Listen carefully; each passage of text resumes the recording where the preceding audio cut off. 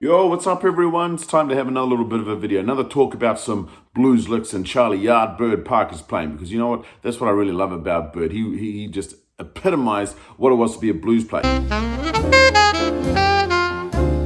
Yeah, all the bebop stuff, yeah, all the chromatic, yeah, all the amazing upper tones, flat 13s, that sort of stuff. But he was this amazing, soulful player at the end of the day. So let's talk about that really famous lick that we all hear with Yardbird. And it's that flat five, the flat five, the flat five, flat five. It's that flat five, you know, when you start talking about bebop, everyone's all like, you're the flat five, you're the flat of the five. Did you know that they flatted the five? Yeah. And Yardbird took that little part of that and made it one of the most soulful blues licks that you will hear in his playing, and also something that really identifies him. That lick is so influential. We can think of all sorts of people since Bird that have used it. Bird used it. Yardbird. Charlie Parker. Jackie McLean. Lee Morgan. And like so many more. I mean, you just hear it as jazz dialect. I mean, it's something that if you're learning the language, you need to know that. So we take the blues scale. I talk about the blues scale a bit. Look, when I first started improvising, people showed me the blues scale. Okay, kind of at the same time as getting to know arpeggios to drill patterns, but the blues scale.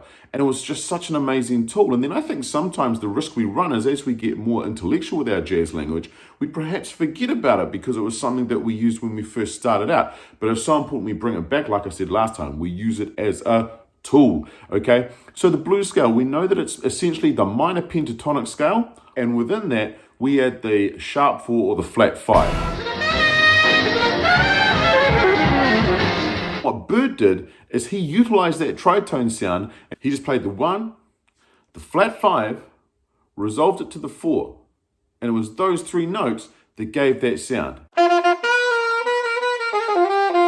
He added some inflections around it, some variations around it, like you hear on the Now's the Time famous 1953 recording.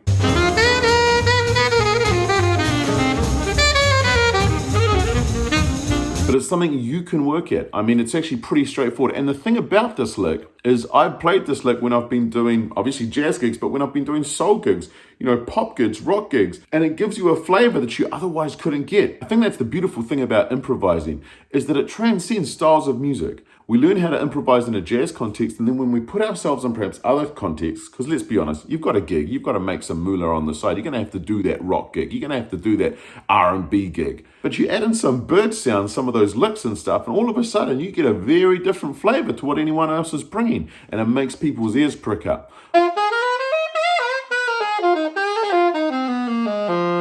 So there's a little something for us to check out today. Keep practicing, keep listening, keep transcribing your favorite licks, and as I said, keep reading. This is a really good book. I highly recommend it, by a guy called Thomas Owens, came out in the mid-90s. Very thorough. Get into it. Stay safe out there.